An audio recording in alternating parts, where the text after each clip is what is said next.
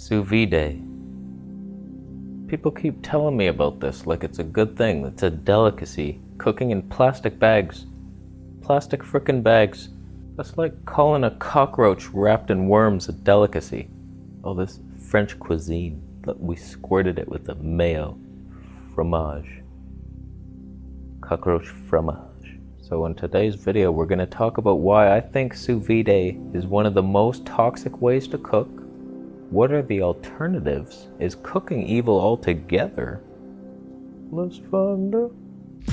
She's waiting for my love.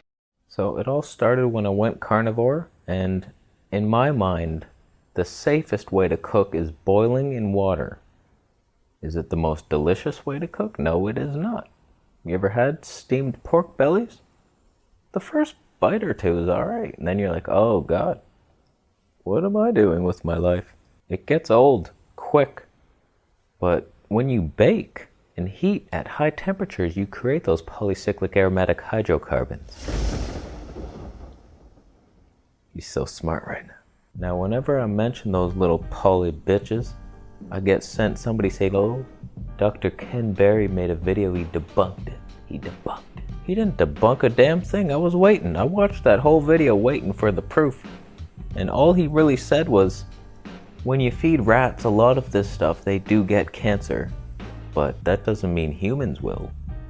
We might not. We might not. We don't know the amount needed to give humans trouble. But it's an amount, for sure. Can we tolerate it? Probably. But it's just, I like to err on the cautious side of life. If you're a healthy person, it's not going to hold you back much. You cook your food, you brown it a bit. It's like you give your body a little extra work to detoxify. It's not a huge deal, but for people with like chronic illnesses, trying to get well, and they're struggling, they're trying everything.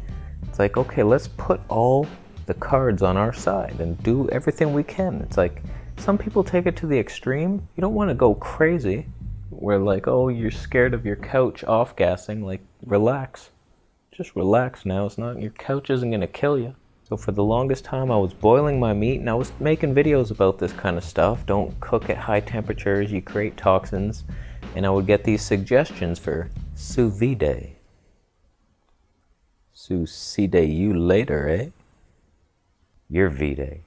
This is a cooking method where you place your meat or whatever you're going to cook in a plastic bag. Place that in water that doesn't reach boiling, but it's hot.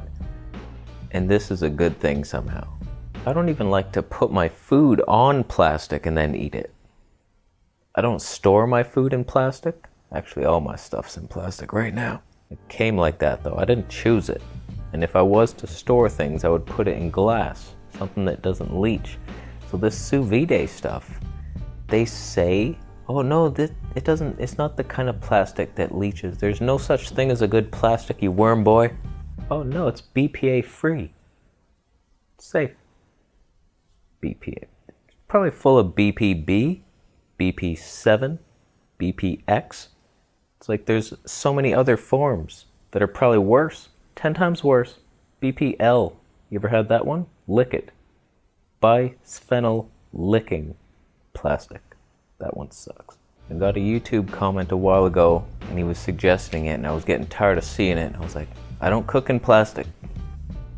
That was me being nice. And then he responded something like, you can do it in glass, you know. I'm like, you can? Still, I don't like the way the container's shaped, the whole machine. It's toxic. It was shipped from China, you know. You're Chinese. So apparently you can use glass, and then, yeah, you're on to something there. That's probably the best way you can do it. Holy shit, I'm gonna buy me a sous vide machine as soon as I get home. Yeah, if you have a glass container, you're cooking at pretty low temperature, and it's not even touching that temperature. But there is the debate, because the raw foodists like to dehydrate their food because they say, oh, it's below, why do I quote everything? They say it's below 118 degrees, and that's where enzymes are destroyed. but then they cook it for like 3 days. Time matters. It's oxidizing. You got these blended flax crackers that are dehydrating for 3 days. Like, it's raw though. It's robbing you of your nutrients and life. So I don't know how long you have to use this sous vide machine, Voodoo, how long it takes to cook the meat, but if it's just like a couple hours, yeah, that's probably the best way you could do it. It would be sous vide, then the steamed, then the boiling. And if you're baking, I mean, don't get me wrong here. Don't get me wrong over here.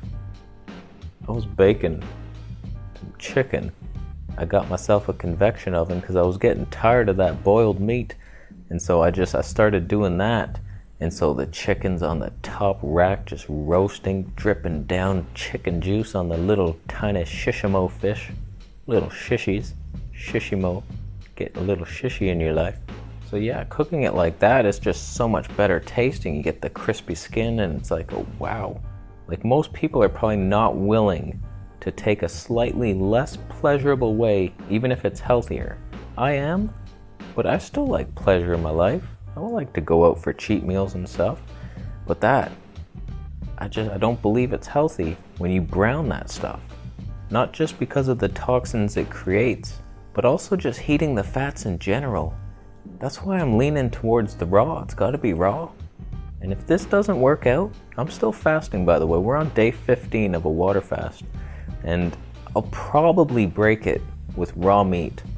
And if I die, I'll refuse it at the gates. And I'll come back and then we'll try the cooked, maybe vegan. But the plan is try the raw if it hurts me, because like my colon should be good to go by the end of this thing. It feels phenomenal right now. It was hurting in the beginning and it's getting better and better every day. All the inflammation is just like melting out of my body. It's amazing. So I'll try the raw. If it hurts, I'll go to the cooked. If that cooked lamb gives me acne, I give up on this carnivore thing. It's just continues to make me break out. I'm not willing to keep going, and it's against my beliefs. I don't want to kill, but I'll do it for health.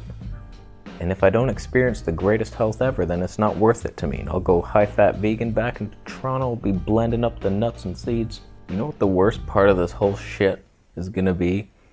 I'm gonna go back to Toronto. I'll be struggling on the carnivore diet. I'll try the high-fat vegan. That's gonna hurt my gut. And then I'm gonna be like, I gotta go fruitarian again. Then I'm gonna be crying that I left Thailand. I'm gonna be like, shit, why didn't I just do the fruitarian thing in Thailand? God damn it. I do the opposite every time. In the winter, I eat fruit. In the summer, I go to high-fat, metabolism boosting foods. It's like, I live in opposite land, so don't listen to me ever. Just laugh at my monkey abilities and pray for my uprise. And we're done. We're done here. Thank you so much for watching the video today. Consider giving it a thumbs up if you liked it. Thumbs down if you're sous videing a bunch of crickets wrapped in spaghetti. That's not good for you. What sauce are you gonna put on it? What goes with that? What wine goes with that? Yeah, you didn't think of that, did you? All right, we're done. Thank you so much for buying a Vegetable Police t-shirt and signing up to the Patreon for monthly Q&As. Links everywhere. Subscribe for more videos, and we'll see you in the next one.